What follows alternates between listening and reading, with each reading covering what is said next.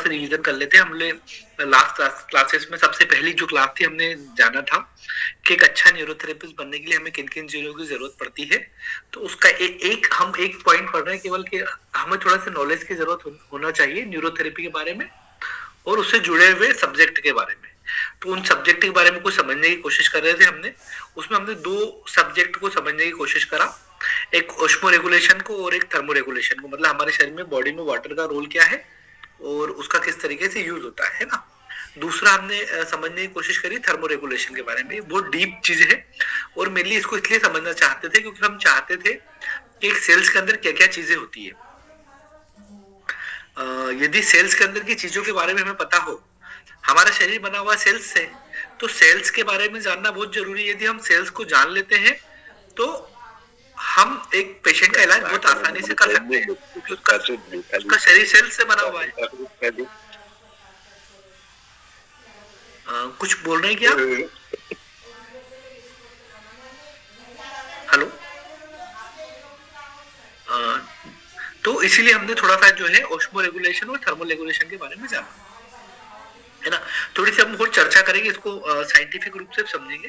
साथ में मेरे जीवन के अनुभव रहे ऑस्मो रेगुलेशन और थर्मो रेगुलेशन के बारे में जो मैंने आपको बताया, उसका क्या रोल रहा और हमने उसको कैसे न्यूरोथेरेपी में यूज करके हम लोगों ने ट्रीटमेंट करे।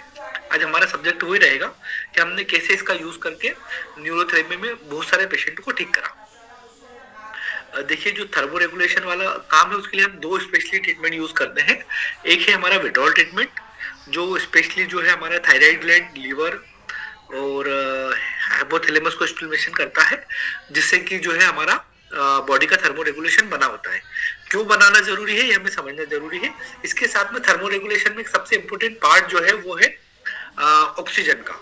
देखो, जब भी थर्मो रेगुलेशन होता है ना, तो उसमें सबसे इंपॉर्टेंट कोई पार्ट निभाता है, कोई भूमिका निभाता है, तो वो है ऑक्सीजन। ऑक्सीजन का प्रॉपर रूप से सही होना जरूरी है, तो ही प्रॉपर रूप से थर्मो रेगुलेशन हो सकता है, नहीं तो नहीं हो सकता है ना। अब इसमें एक बात आप भी समझिए कि हमें आखिरकार ऐसा ये सब्जेक्ट मैंने क्यों चुना, थर्मो रेगुलेशन का क्या जरूरी पार्ट क्या है। देखो, हमारे शरीर में दो स्पेशल प्रोसेस प्रक्रियाएं हैं जो इम्पोर्टेंट होती है। एक होती है थर्मो रेगुलेशन और एक होता है ऑस्मो रेगुलेशन। यदि थर्मो रेगुलेशन काम करेगा, हम एक पेशेंट को ट्रीट करते हैं तो हम सारी चीजें पूछ लेते हैं उससे, उसका ब्लड प्रेशर क्या है, उसकी डायबिटीज मतलब उसकी ब्लड शुगर क्या है, उसका कैल्शियम का लेवल क्या है, उसका विटामिन डी क्या है, विटामिन सी क्या है, सब चीज पूछ लेते हैं। लेकिन हमारे शरीर मुख्यतः तीन चीजों के लिए काम करता है जिनके लिए 24 आवर वर्क करता है। जैसे हमने पिछले लास्ट क्लासेस में देखा कि नॉर्मली एक ह्यूमन का, चाहे वो ठंड में बैठा हो चाहे वो गर्मी में बैठा हो, उसके बॉडी का टेम्परेचर एक निश्चित सीमा के अंदर मैनेज रहता है। जैसे हमने पढ़ा कि अधिकतर पेशेंट जो लोग होते हैं, व्यक्ति होता है, उनका जो है बॉडी का टेम्परेचर 98 पॉइंट से लेके 98.9 तक होता है, इसके बीच में होता है। तो हमारा शरीर लगातार बढ़ाने की कोशिश करता है। यदि डाउन हो जाए तो आदमी मर गया, आदमी ठंडा हो गया मतलब मर गया, बढ़ गया मतलब बुखार आ गया और एक समय से ज्यादा बढ़ गया, 106 107 के आसपास चले गया, तो भी आदमी के लिए डेंजर कंडीशन हो जाती है। तो बॉडी मेन थर्मो रेगुलेशन को बनाने का काम करती है। क्यों करती है? क्योंकि इसके बहुत इंपॉर्टेंट रोल है, इसको थोड़ा समझना पड़ेगा कि हम आखिरकार थर्मो रेगुलेशन के बारे में इतनी गहन चर्चा क्यों करना चाहते हैं, इसको थोड़ा सा आपको समझना पड़ेगा। देखो, थर्मो रेगुलेशन क्या, जैसे कि एक चीज समझिए कि यदि किसी की बॉडी के अंदर कोई सिस्ट मतलब कोई गठान बन गई है ना, आप उसको सिस्ट बोल दीजिए, फाइब्राइड बोल दीजिए या ट्यूमर बोल दीजिए, है ना। अब वो क्यों बन,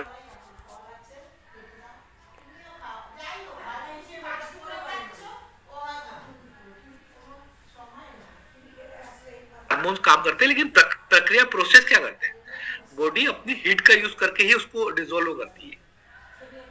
कोई सिस्ट हो गया, कोई फाइब्राइड हो गया या फिर कोई ट्यूमर हो गया, तो बॉडी उसको खत्म करने के लिए क्या करेगी, बॉडी के टेम्परेचर का यूज करेगी और उसको डिसॉल्व करेगी। मतलब उसकी प्रोसेस में एक इंपॉर्टेंट पार्ट निभाएगा जो होता है बॉडी का टेम्परेचर, है ना।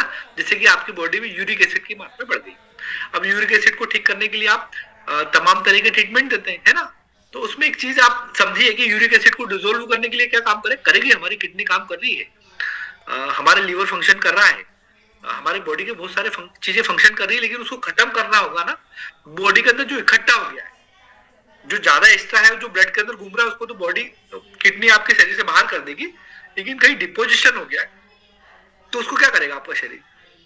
आपका शरीर में इन्फ्लामेशन करेगा, थर्मो रेगुलेशन का काम करेगा, उस ज्वाइंट को गर्म करेगा, जिसको हम इन्फ्लामेशन के रूप में जानते हैं। हम सोचते हैं कि ज्वाइंट गर्म हो गया, इन्फ्लामेशन हो गया, इसलिए इस पेशेंट को पेन हो रहा। पेन नहीं हो रहा है, बॉडी का नेचुरल वाला फंक्शन है कि बॉडी वहां गर्मी पैदा करता है, स्पेशली किस चीज के लिए? उस यूरिक एसिड को खत्म करने के लिए। तो आपको बात समझ में ही, जहां भी डिपोजिशन होगा, चाहे वो यूरिक एसिड के रूप में हो, चाहे लैक्टिक एसिड के रूप में हो, चाहे कोई सिस्ट के रूप में हो, चाहे कोई फाइब्राइड के रूप में हो, तो उन सबको खत्म करने का जो काम है, या कोई वायरस अटैक हुआ है, मतलब आपकी बॉडी के अंदर कोई वायरल इन्फेक्शन हो गया है, तो आपका शरीर क्या करेगा वायरल इन्फेक्शन को खत्म करने के लिए? अपनी बॉडी का टेम्परेचर का यूज करेगा उस वायरस को मारने के लिए। बैक्टीरियल इन्फेक्शन हो गया तो क्या करेगा शरीर? बैक्टीरियल इन्फेक्शन में भी शरीर थोड़ा सा गर्म होता है। मतलब आप क्या हो गया, जैसे कि आज मेरे को थोड़ी सी थ्रोट इन्फेक्शन हो गया है, थ्रोट में गला मेरा थोड़ा सी परेशान कर रहा है, थोड़ी सर्दी हो गई, तो क्या कर रहा है मेरे शरीर ने मुझे थोड़ा सा गर्म कर लिया। मेरे चेहरे पे आप देखेंगे ना तो थोड़ी सी लाली में आ गई है, मेरे जो ब्लड के सेल्स है ना वो मेरे चेहरे पे आ गए ऑक्सीजन ज्यादा से ज्यादा लेने के लिए। तो जब भी थर्मो रेगुलेशन का काम होता है तो स्पेशली दो चीजें इंपॉर्टेंट काम करती है, एक होता है हमारा विड्रॉल ट्रीटमेंट और एक होता है ऑक्सीजन।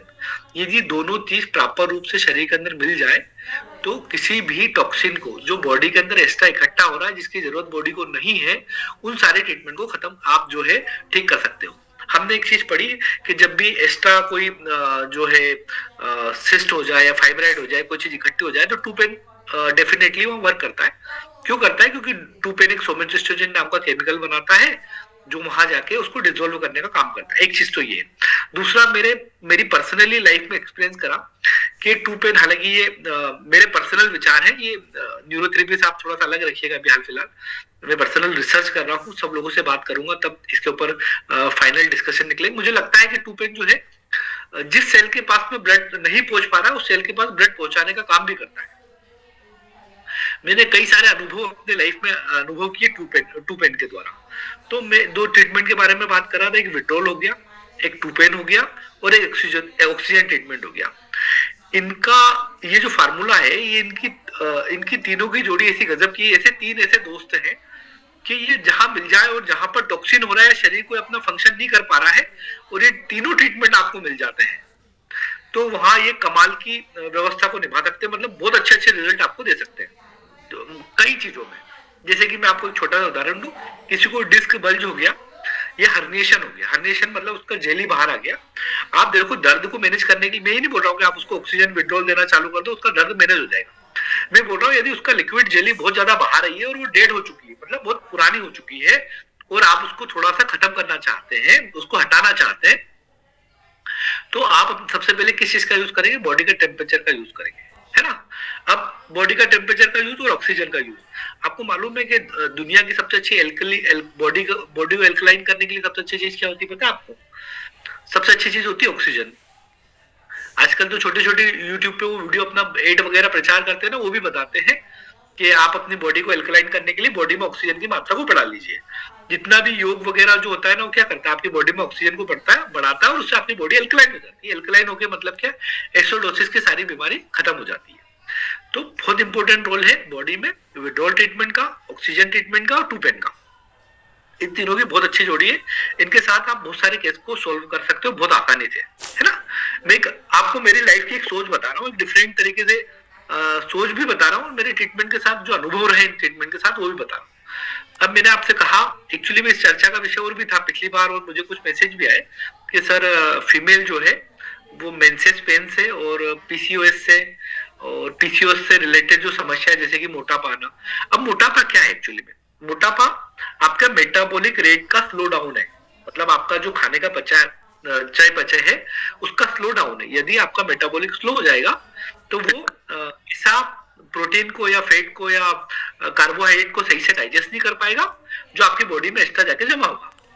अब उसके लिए क्या चाहिए आपको? मेटाबॉलिक रेट को हायर करने के लिए बॉडी का टेम्परेचर मेटाबॉलिक रेट को मैनेज करने के लिए बहुत अच्छा सहयोग करता है। जब आप थोड़ी डीपली पढ़ेंगे ना इसको तो आपको पता लगेगा कि बॉडी का टेम्परेचर हमारे मेटाबॉलिक को भी, मतलब हमारे खाने को पचाने में भी सपोर्ट करता है।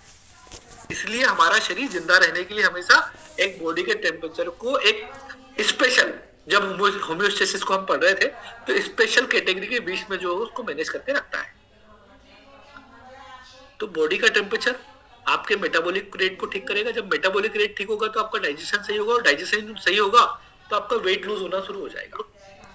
तो केवल एक्स्ट्रा डिपोजिशन, आप ये मत समझिए कि एक्स्ट्रा डिपोजिशन केवल यूरिक एसिड का हो सकता है या कोई सिस्ट या फाइब्राइड का हो सकता है, लैक्टिक एसिड का हो सकता है, ये जो है मोटापे का भी हो सकता है जो आपके शरीर के अंदर एक्स्ट्रा डिपोजिशन हो रहा है। तो जहां पर भी एक्स्ट्रा डिपोजिशन हो, हम दो ट्रीटमेंट बहुत अच्छे से याद कर सकते हैं। एक होता है हमारा हाँ जी। ऑक्सीजन ट्रीटमेंट और एक होता है विड्रॉल ट्रीटमेंट। आग उग में लग रहे हो तो और यदि उसके अंदर कोई तड़का डालना है, यदि उसको बहुत बेहतर बनाना है, तो आप उसमें 2 पेन के 4 ट्रीटमेंट या 6 ट्रीटमेंट ऐड कर दीजिए। अच्छा, वो डिस्क का जो बाहर वाला हिस्सा आया है, जो हर्निएशन के रूप में बाहर आ रहा है और वो डेड हो चुका है और उस पार्ट को आप हटाना चाहते हो, बॉडी का सेल्फ मैकेनिज्म काम करता है।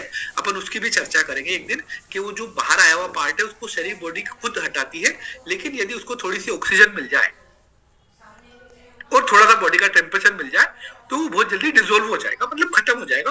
वो धीरे धीरे धीरे वहां के सेल्स जो है वो बाहर, बॉडी उसको बाहर करना शुरू कर देगी। तो आप मोटापे में भी इस ट्रीटमेंट का यूज कर सकते हो। आप डिस्क हर्निएशन में जो जेली बाहर रही है वहां पर भी विड्रॉल और ऑक्सीजन का यूज कर सकते हो। और मैंने आपको ये भी बताया था कि जैसे कि मौसम के अनुसार कोई बीमारियां आती है, चाहे वो एलर्जी हो, चाहे बुखार हो, जैसे कोई भीग गया उसके बाद उसको कोई बीमारी आ गई, या मैंने आपसे पहले कहा था कि कोई व्यक्ति, जैसे कि एक व्यक्ति जो है वो दिल्ली में, सॉरी चलो मुंबई, इंदौर में रहने वाला, इंदौर की बात कर लो कि इंदौर में रहने वाला है वो। अब यहाँ का टेम्परेचर क्या नॉर्मल टेम्परेचर रहता है, बहुत ज्यादा ठंडा नहीं रहता है, लेकिन उसको किसी जॉब के सिलसिले में उसको 2 महीने कोई ठंडी जगह पे जाके रहना पड़ा। मान लो शिमला जाके रहना पड़ा, वहां 2 महीने की मीटिंग थी, वहां जाके उसको रहना पड़ा। वो 2 महीने वहां रहा है, कुछ लर्निंग के लिए एक स्टूडेंट गया था, वहां पे रहना पड़ा। उसके बाद उसको एक बीमारी हो गई, कोई एलर्जी हो गई या सर्दी हो गई या उसको जो है कोई परेशानी हो गई, और वापस से जो है वो अपने शहर इंदौर में आ चुका है।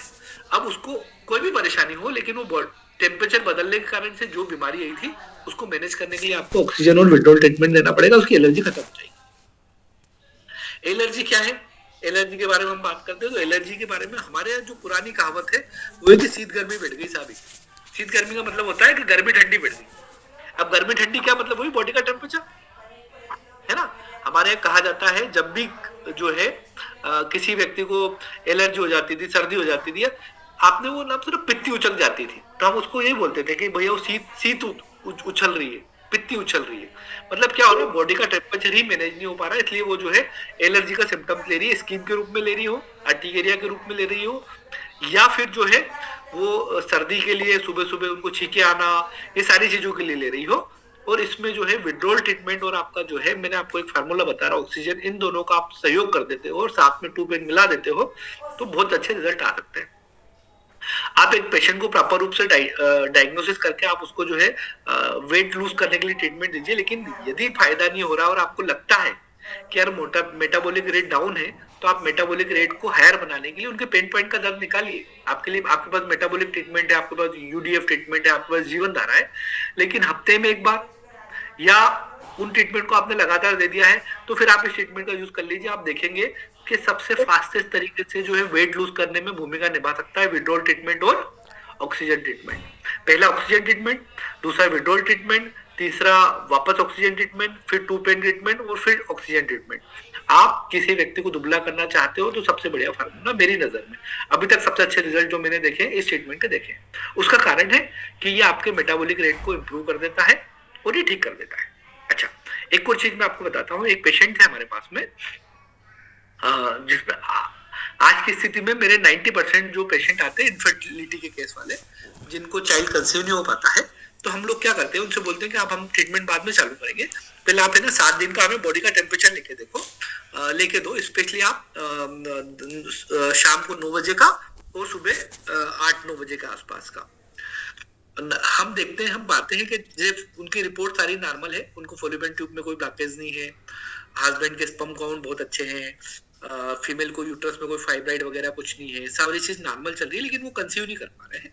जब हम देखते हैं तो पाते हैं कि यार उनका जो बॉडी का टेम्परेचर है वो 98.1 या 98.2 आ रहा है, या अधिकतर देखते हैं कि 97.6 रहता है।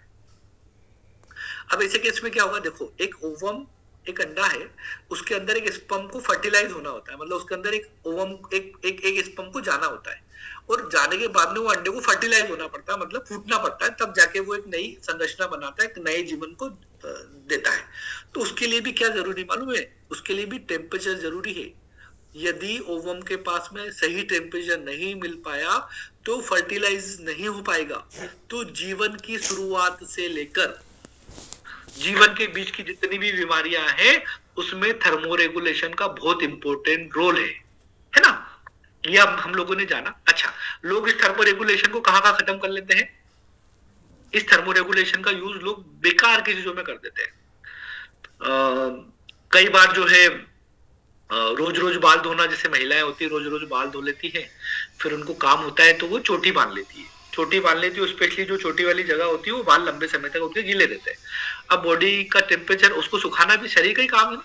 आपने बाल को गीले करे और गीले रख दिए तो सुखाएगा कौन? आपका शरीर सुखाएगा। लेकिन हमारे शरीर में तो वैसे थर्मोरेगुलेशन की दिक्कतें थी, और आपने उसको एक नया काम दे दिया, कौन सा? बालों को सुखाने का। तो आपके पास ऐसे पेशेंट आते हैं तो आप ध्यान रखें कि वो बहुत ज्यादा पानी के संपर्क में नहीं आए, और जो है अपने बालों को जब भी धोए तो तुरंत सुखा ले। मतलब कई पेशेंट तो मेरे ऐसे ठीक हुए हैं जिनको मैंने ना ऑक्सीजन ट्रीटमेंट दिया ना विड्रॉल ट्रीटमेंट दिया। उनसे केवल चर्चा हो रही थी और उनको केवल ये समझाया कि आप जो है बालों को जब भी धोते हैं तो कोशिश करिए कि 15 दिन में एक बार बाल धोइए, और जब भी धोते हैं तो उनको तुरंत सुखाइए। 3 टॉवल लीजिए, स्पेशली ये जगह चेक करिए, ये जगह चेक करते हैं और ये ज्यादा लंबे समय तक गीली नहीं रहती है तो आपकी बॉडी में जो ओरिजिनल टेम्परेचर का काम है वो काम होना शुरू हो जाएगा और आपकी बीमारी ठीक होना शुरू हो जाएगी। कई पेशेंटों ने केवल इसको करके, जैसे कि आपने देखा होगा कि महिलाओं को रूमेटाइड अर्थराइटिस या अर्थराइटिस की बीमारी पुरुष की अपेक्षा महिलाओं को ज्यादा होती है। कब से ज्यादा होती है? पिछले 40 से 50-60 सालों में उन लोगों को ज्यादा होने लगी है। उसके पहले बहुत ज्यादा पेशेंट नहीं होते थे रूमेटाइड अर्थराइटिस के या अर्थराइटिस के, है ना। आज की भाषा में हम लोग इसको डिजीज बोलते हैं, रूमेटाइड अर्थराइटिस या अर्थराइटिस, कि आपका ऑटोइम्यून का सिस्टम बिगड़ गया है और ऐसी तरीके से आपको बीमारी आ गई है, अर्थराइटिस की बीमारी आ गई है और आपको ये परेशानी है। लेकिन क्या होता है, उनको पानी में ज्यादा लंबे समय तक काम करने से उनको दिक्कत आती है, परेशानी आती है। क्यों? क्योंकि बॉडी उतने लेवल का थर्मोरेगुलेशन नहीं कर पाता है, इसलिए उस पानी से लड़ नहीं पाता है। और अधिकतर देखेंगे उन लोगों को ज्यादा आरे होते हैं जो लोग ज्यादा पानी में काम करते हैं। मैं ये नहीं बोल रहा हूँ कि उन्हीं लोगों को होंगे, कई बार ऐसा होता है कि बॉडी उस लेवल का टेम्परेचर नहीं बना पाती, इसलिए उनको आरे ज्यादा होता है, अर्थराइटिस की बीमारी ज्यादा होती है।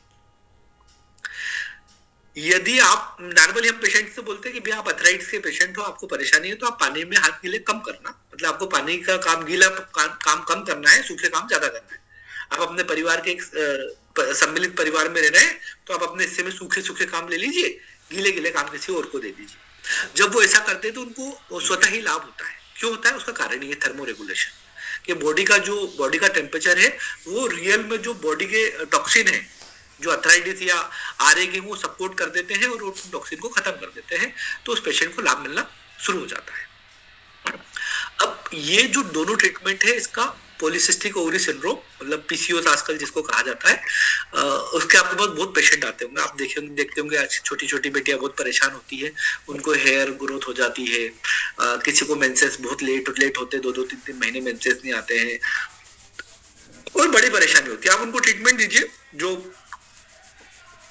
अकॉर्डिंग हम न्यूरोथेरेपी पेन पॉइंट के अकॉर्डिंग देते हैं वो सब दीजिए आप, लेकिन आप उसमें थोड़ा तड़का लगाना चाहते हो और चाहते हो कि यार ये पेशेंट फेल हो रहा है, ऐसा नहीं हो जाए कि मेरा पेशेंट निकल जाए, इसको रिजल्ट नहीं आए। आप उसमें कुछ मत करिए, वीकली रूप में 2 पेन के ट्रीटमेंट, ऑक्सीजन और विड्रॉल फार्मूला जोड़ दीजिए। ये फार्मूला उसको सक्सेस होने के लेवल को बहुत हायर लेवल पे ले जाएगा, वो ठीक हो जाएगा। अच्छा, क्या इसी फार्मूले से ठीक हो सकते हैं? हाँ, बहुत सारे पेशेंट जिनका वास्तव में बहुत लोअर लेवल पे बॉडी का टेम्परेचर आ रहा है, वो हमेशा ठंडा महसूस करते हैं या ज्यादा ठंड लगती है। अच्छा, बहुत ज्यादा गर्मी लगती है, उसका मतलब उसकी बॉडी में गर्मी बढ़ी नहीं, उसका शरीर किसी टॉक्सिन को खत्म करने के लिए बॉडी के टेम्परेचर को बढ़ा रहा है कि वो उस चीज को मैनेज कर ले। अब वो बहुत सारी महिलाएं बोलती हैं, जैसे आपके पास मोनोपोज के टाइम महिला है, उन्होंने कहा कि साहब मुझे तो एकदम से बहुत गर्मी लगती है, मेरे को अचानक से बैठे बैठे पसीना आ जाता है और बहुत ज्यादा गर्मी लगने लग जाती है। तो क्या होता है, बॉडी अपने हार्मोन्स को बैलेंस करने के लिए बॉडी का टेम्परेचर को हाई लेवल पे करती है। अब आपको क्या करना है, शरीर को ठंडा नहीं करना है, हमें बॉडी का सपोर्ट करना है। थोड़ा सा विड्रॉल ट्रीटमेंट दे दो उसको और ऑक्सीजन दे दो साथ में, आप देखोगे कि उसको जो मोनोपोज के टाइम पे जो एक्स्ट्रा गर्मी लग रही थी वो शांत हो जाएगी। क्यों? क्योंकि शरीर का बॉडी का सिस्टम जो था ना उसको बार बार उसको करने के लिए विवश हो रहा था, वो परेशान हो रहा था। तो आपको करना क्या है, आपको करना वही है, विड्रॉल ट्रीटमेंट दो। मोनोपोजल जो सिंड्रोम होता है, मोनोपोजल सिंड्रोम की जो परेशानियां हो जाती है उसको मैनेज करने के लिए भी आप ऑक्सीजन और जो है विड्रॉल ट्रीटमेंट का यूज कर सकते हो। कैसे कर सकते हो, क्या मनस्थिति होना चाहिए? मनस्थिति केवल एक ही होना चाहिए कि या तो वीकली यूज करो, और यदि आपके पास कोई ऐसा पेशेंट मिल जाता है जिसका बॉडी का टेम्परेचर थोड़ा सा डाउन ग्रेड में रहता है, तो वहां आप विड्रॉल ट्रीटमेंट और ऑक्सीजन ट्रीटमेंट का यूज कर सकते हो, है ना।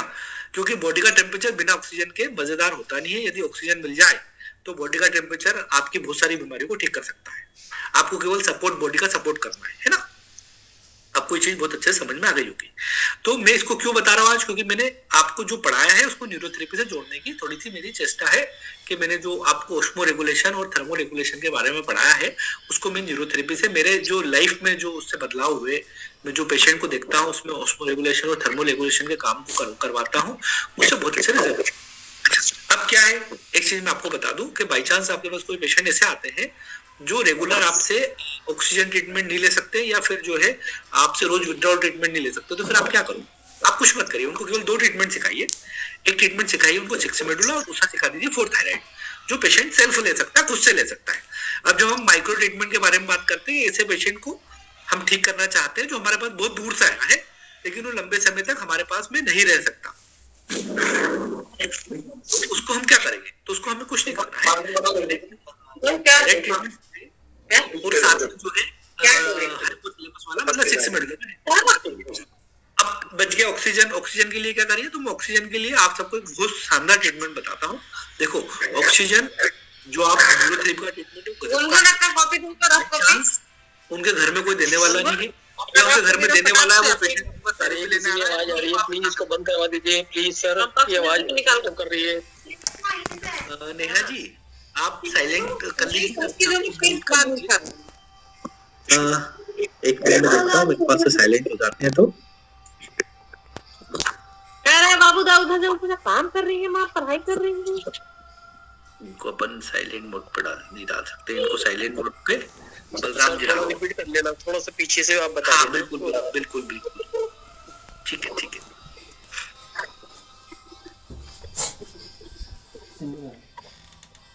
तो आपको ये चीज समझ में आई होगी कि हम लोग जो है ऑक्सीजन के लेवल को, मैंने जैसे आपको अभी पीछे से रिपीट कर देता हूं कि आपको एक पेशेंट, ऐसा पेशेंट आपके पास में आता है जो रेगुलर आपके पास ट्रीटमेंट नहीं ले सकता, या ऐसा भी हो सकता है कि वो सो गई क्या, बहुत ज्यादा व्यस्त है, वीक में आपके पास एक दिन ट्रीटमेंट लेना है, ऑल म्यूट करना है सबको, थायराइड और सिक्सिमेडुला दिखाइए, साथ में ऑक्सीजन ट्रीटमेंट यदि उसको घर वाला दे सकता है कोई तो बहुत अच्छी बात, नहीं दे सकता है तो बहुत सिंपल सी प्रोसेस बताता हूं मैं, इससे भी ऑक्सीजन का लेवल तुरंत, है ना। बस फिर इसी को करूंगा फिर खुल जाएगा। हाँ हाँ अनम्यूट कर देना है सब। अरे आवाज बंद होगी ना सबकी, हाँ सबकी म्यूट ऑन करने से सबकी बंद हो जाएगी। अब खोलूंगा तो कैसे, अनम्यूट करना पड़ेगा इधर से। हाँ कैंसिल, हाँ कैंसिल कर दो, कोई कैंसिल। सर आपकी आवाज नहीं आ रही है, आपकी वॉइस सर आपकी वॉइस नहीं आ रही तो आप अपनी तरफ से म्यूट हो उधर, ये म्यूट है आपका लाइव। ये बोल रहे ना, हाँ ये बोल रहे, आपको बोल रहे। मेरी आवाज आ रही है? हाँ अच्छा ठीक है, ओके सर ओके आ गई। हाँ ना, मेरे को म्यूट कर दिया था किसी ने, ठीक है कोई बात नहीं। आप जब म्यूट चलो मैं वापस से बता देता हूँ, पता नहीं कहाँ से हुआ। मैं बता रहा था आपको कि हमारे पास में विड्रॉल ट्रीटमेंट और ऑक्सीजन ट्रीटमेंट है जो बहुत बड़ा बदलाव ला सकते हैं किसी पेशेंट को ट्रीट करने के लिए। यदि किसी पेशेंट को रिजल्ट नहीं आ रहा है तो आप वीकली रूप से जो है ये ट्रीटमेंट जोड़ सकते हो, और यदि किसी पेशेंट का बॉडी का टेम्परेचर कम आ रहा है तो मैंने आपको बताया कि कंसीवनेस से लेके, मतलब जन्म की शुरुआत से लेके जो है मृत्यु के समय तक जो है आपकी विड्रॉल ट्रीटमेंट किस तरीके से मदद कर सकता है और ऑक्सीजन किस तरीके से मदद कर सकता है। इसको हम माइक्रो की तरह यूज करना चाहे कि हम बहुत छोटे से 8 ट्रीटमेंट में इसको यूज करना चाहते हैं तो हम 6 मेडुला और 4 थायराइड का यूज करते हैं, और यदि हम इसमें ऑक्सीजन का तड़का और लगा दे तो आनंद आ जाएगा। अब ऑक्सीजन या तो पेशेंट को सिखा दीजिए देने के लिए, या नहीं सिखा पा रहे हैं तो मैं एक छोटा सा तरीका बता रहा हूँ आपको ऑक्सीजन ट्रीटमेंट, ऑक्सीजन का लेवल बढ़ाने के लिए। मेरा पर्सनल तरीका नहीं है, योग वालों का तरीका होता है, बहुत सारे लोग यूज कर रहे हैं, लेकिन मैं बता रहा हूँ और मैं चाहता हूँ कि कुछ लोग उसका सेल्फ अभी भी परीक्षण करना चाहें तो कर सकते हैं। उस ट्रीटमेंट को लेने में एक तो सेल्फ ट्रीटमेंट ले सकते हैं और आपको अनुभव होगा कि अभी से बदलाव आ जाएगा। तो 2-3 मिनट के लिए आप सब लोग मेरे साथ हो जाइए, जिस ऐसा मैं बोलता जाता हूँ वो करते जाइए। आपको 2 मिनट बाद ही बॉडी के अंदर अलग से महसूस होगा कि मेरी बॉडी के अंदर ऑक्सीजन का लेवल बढ़ गया है। अच्छा, ये पेशेंट, उन सारे पेशेंट को सिखाना है हमें जो जिनको वेट लूज करना है, हमारे पास थेरेपी लेने आ रहे हैं, हम किसी कारण से उसको ऑक्सीजन रोज नहीं दे पा रहे हैं, वो हमारे पास रोज हमारे पास थेरेपी लेने नहीं आ पा रहे हैं, तो हम उनको ट्रीटमेंट सिखा सकते हैं ना। तो कोशिश करिए कि 2-3 महीने तक 2-3 मिनट में मेरे जो मैं बता रहा हूँ आप उसको खुद भी अभी फॉलो करिए और फिर मुझे बताइए कि उससे आपका क्या अनुभव होता है ना। तो करना क्या, उसके लिए आपके क्लेप लेना है, उसको क्लेप करना है, मतलब ये इनको बताना है, फिर आपको थोड़ा थोड़ा नीचे करते करते पूरे हाथ पे थोड़ा सा तेज तेज करते करते करते करते करते करते करते करते पूरे हाथ पे इस तरीके से हल्का सा ये करना है। फिर सेम इसी हाथ पे अगले हाथ पे आप लोगों को सेम ये प्रोसेस दोहराना। आप लोग भी, कुछ लोग दोहराना चाहते हैं तो ये कर सकते हैं साथ में, क्योंकि अनुभव भी पता होगा, है ना, है ना। फिर थोड़ा चेस्ट पे करिए इस तरीके से,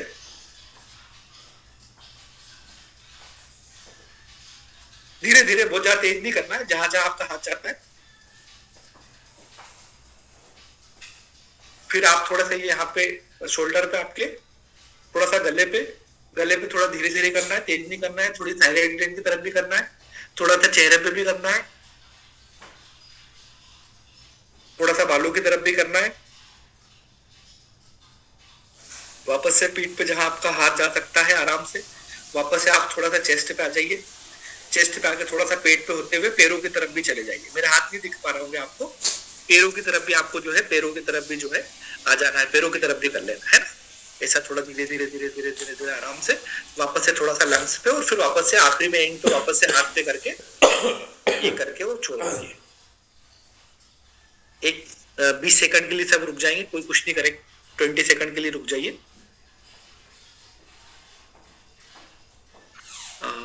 और 20 सेकंड रुक के आप जो है पर्सनली अनुभव करिए कि आपकी सांस पहले से थोड़ी सी लंबी गहरी हो गई, कि आपके अंदर एनर्जी है। देखो, एनर्जी है ये मतलब बॉडी में ऑक्सीजन का लेवल बढ़ा है।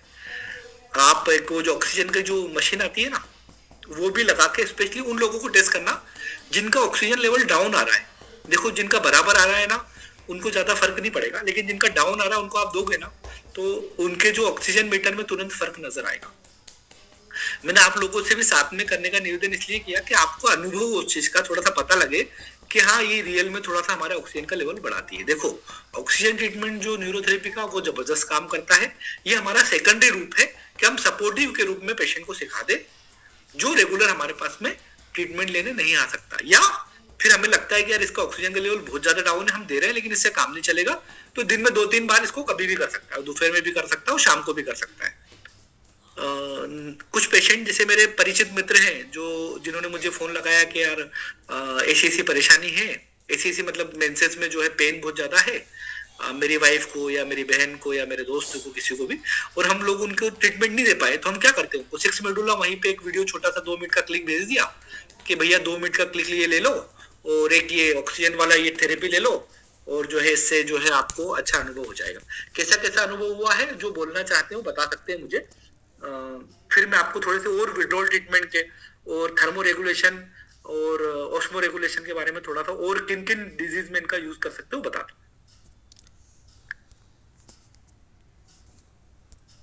सर, अभी नोज ब्लॉक था मेरा, मैंने ये ट्रीटमेंट आपके कहने से लिया और मेरा नोज काफी खुल गया है सर, मतलब अच्छे से सांस आ रही है, मैं जब से बंद करके बैठा। इजीली वर्क कर रहा है अग्रवाल जी, है ना जी। चलिए बहुत बढ़िया अग्रवाल जी का बहुत अच्छा अनुभव ट्रीटमेंट के साथ में। चलिए धन्यवाद। अग्रवाल जी ने बताया, और कोई बताना चाहता है? जी, मैंने भी लिया सर, मेरे को भी बहुत अच्छा लगा। अभी एक बात और कहना चाहता हूँ आपसे, 4 मिनट के बाद हमारा ये क्लास खत्म हो जाएगा, फिर दोबारा से हम लोग सभी जुड़ेंगे। ठीक है, बिल्कुल बिल्कुल। मुझे भी सेम फील हुआ। चलिए बहुत बढ़िया। देखिए, न्यूरोथेरेपी के जितने भी ट्रीटमेंट है ना, उन ट्रीटमेंट पे आपका कॉन्फिडेंस सबसे ज्यादा रहेगा जिसको आपने स्वयं लेके महसूस किया है। सर जी, हमेशा अच्छा, ज्योतिबा जी भी बता रहे हैं, इनको कैसा लगा? नॉर्मली मेरा ऑक्सीजन लेवल 95 के रेंज में रहता है, बॉर्डर लेवल पे, तो वो टाइम पे जो थकान जैसा लगता है, और जब ऑक्सीजन लेवल 95 के आगे रहता है तो कुछ तकलीफ नहीं रहती।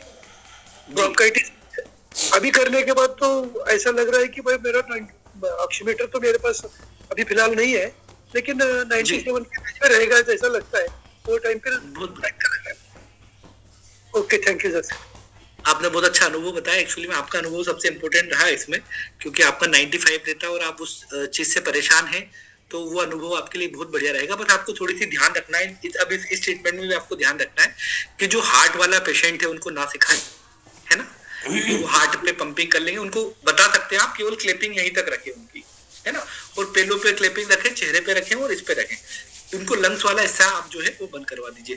ये लंग्स में कोई स्पेशल बीमारी है, देखो ब्रोंकाइटिस और अस्थमा तो मैंने यूज किया है, कोई दिक्कत नहीं आती है, लेकिन ब्रोंकाइटिस और अस्थमा में थोड़ा सा हल्का करे उसको, है ना, तेज नहीं करे उसका, स्लो डाउन रखें। लेकिन हार्ट के कोई पेशेंट है तो आप उनको ये चीज ना सिखाएं, केवल आप उनको हाथ वाला और पैर वाला बता सकते हैं, वो भी थोड़ा स्लो मूवमेंट में, तेज मूवमेंट में ना बताएं, है ना। ये आपको थोड़ा सा ध्यान रखना है।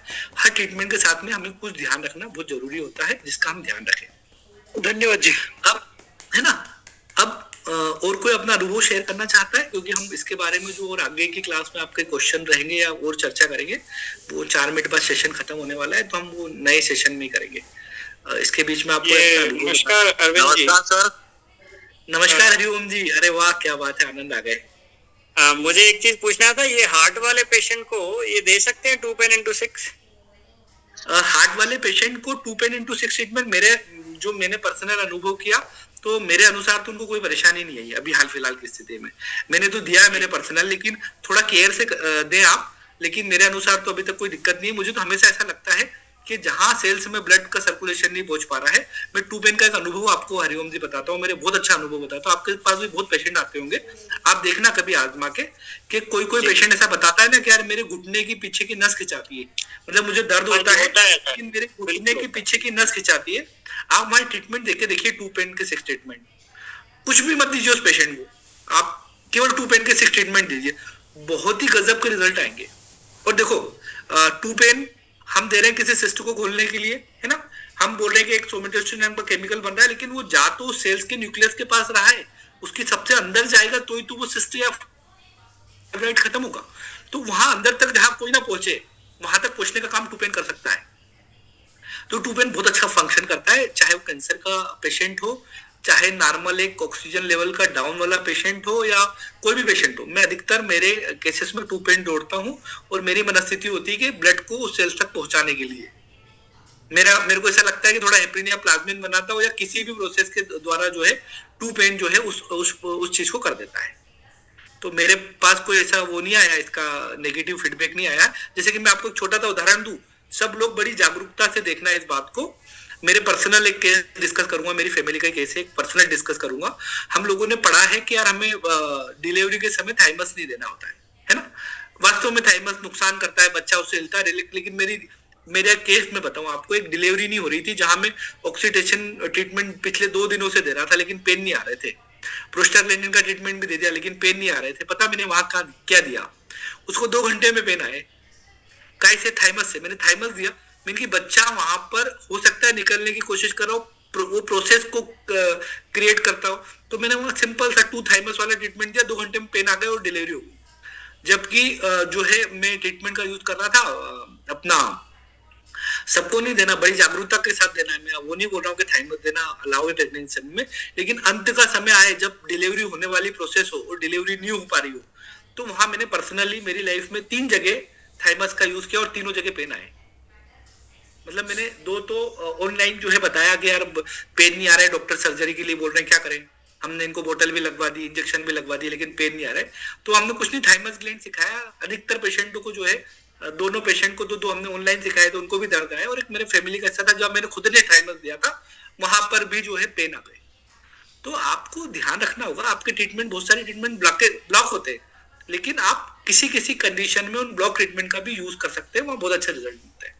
तो हम बात कर रहे थे अभी स्पेशली ऑक्सीजन ट्रीटमेंट के बारे में और विड्रॉल ट्रीटमेंट के बारे में, साथ में 2 पेन का एक तड़का लग जाए तो ये ज्यादा और भी पावरफुल भूमिका निभा देता है। चाहे मोटापा हो, चाहे फीमेल की डिजीज हो। फीमेल की डिजीज में ये सबसे अच्छा काम पता है आपको, ये फीमेल के ऊपर करता है। और फीमेल की जो स्पेशल डिजीज होती है ना, कारण क्या है, उनका पानी के साथ संपर्क बढ़ गया है। पहले के जमाने में और अब के जमाने में महिलाओं का पानी के साथ संबंध बढ़ गया है। किस तरीके से? नॉर्मली हम जब 80-90 साल के पास जाए तो अधिकतर घरों में पानी नहीं होता था। आप बड़े शहरों को छोड़ दे, छोटे शहरों की बात है, छोटे गांवों में पानी नहीं होता था, तो वो पानी के लिए एक निश्चित दूरी पे जाते थे, फिर अपने घर पानी लेके आते थे। तो वहां बहुत ज्यादा पानी नहीं लेके आ पाते थे, तो वो अधिकतर काम करने के लिए जो पानी का उपयोग, जैसे बर्तन साफ करने के लिए राख का इस्तेमाल होता था, मतलब वहां पानी में हाथ नहीं होते थे। घर को रोज रोज लिपना नहीं पड़ता था, महीने में एक बार लिपना पड़ता था, या साल भर में 2 या 3 बार लिपना पड़ता था। तो वहां पे भी पानी का रोज, आजकल रोज पोछा लगता है, वहां भी पानी का यूज नहीं होता था। घर में रोज नहाने के लिए पानी नहीं होता था, कि निश्चित जगह पर जाकर नहाना होता था और वहीं कपड़े धोना होते थे, और वहीं आप उनके बाल भी सूख जाते थे। तो बहुत ज्यादा पानी का वर्क नहीं होता था, और वहां महिलाएं कम बीमार होती थी अब की अपेक्षा।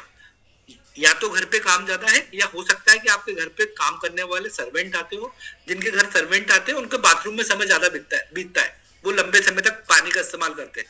अच्छा, दूसरा क्या, वो आजकल जो है ज्यादा साफ सफाई रहने के चक्कर में जो है बहुत ज्यादा हाथों को साफ करना, बार बार पैरों को धोना, हाइजीन के नाम पर दिन भर पानी के साथ में खिलवाड़ करते रहते हैं। तो उससे क्या होता है, उनका बॉडी, देखो पानी आपके शरीर के अंदर लगा, आपका बॉडी का टेम्परेचर थोड़ा सा चेंज होगा, तो उसको बॉडी को मैनेज तो करना होगा ना, आपके थर्मो रेगुलेशन को फंक्शन तो करना होगा ना, आपके सिस्टम को काम करना होगा उसके लिए। तो आप अपने सिस्टम का सही जगह इस्तेमाल करने लग जाए जब आप बीमार है ना। मेरा केवल कहना यही है। तो ऑक्सीजन ट्रीटमेंट और विड्रॉल ट्रीटमेंट बहुत अच्छा काम करते हैं, स्पेशली महिलाओं की बीमारी में। यदि आपके पास कोई ऐसी बेटी आ रही हो जिनको मेंसेस में बहुत ज्यादा पेन होता है, तो आप पेन के लिए न्यूरोथेरेपी का कोई ट्रीटमेंट, जैसे 30 मेडुला हमारे पेन के लिए बहुत अच्छा काम करता है, आप दीजिए। रियल में बहुत अच्छा, रियल में काम करता है, मैंने अपने पर्सनल लाइफ में उसका एक्सपीरियंस किया है, जबरदस्त काम करता है ड्यूरिंग मेंसेस।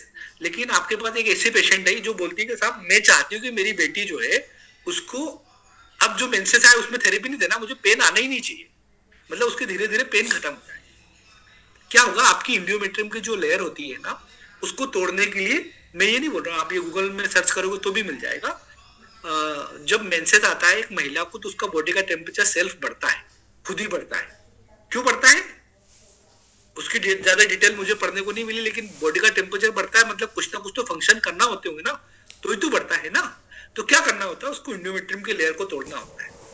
तो यदि बॉडी का टेम्परेचर डाउन रहा तो इंडियोमेट्रियम की लेयर टूटेगी नहीं, और टूटेगी नहीं तो दर्द होकर टूटेगी।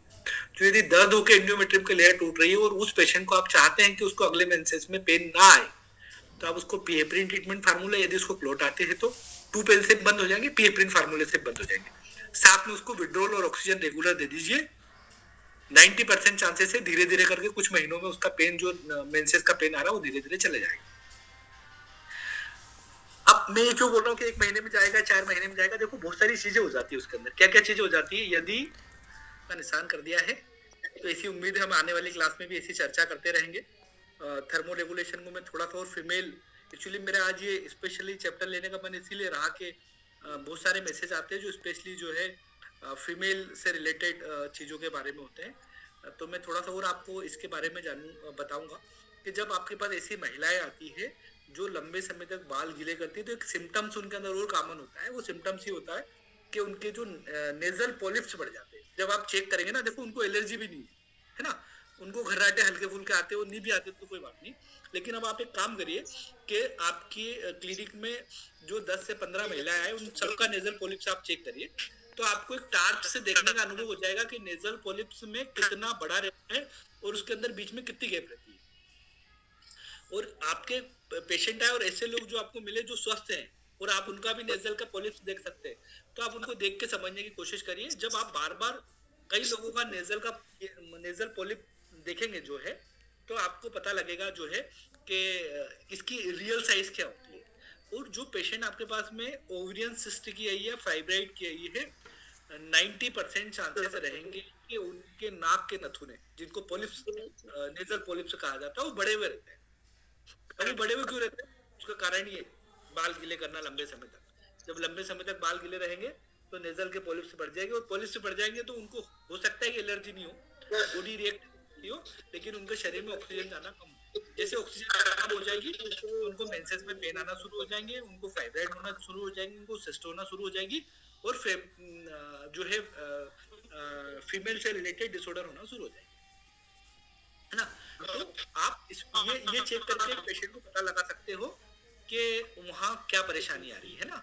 सब आप एक काम करिए, आप बलराम जी आप सबको म्यूट कर दीजिए, मैं वापस से अनम्यूट हो जाऊंगा। आप सबको म्यूट कर दीजिए एक साथ, मैं वापस से अनम्यूट हो जाऊंगा।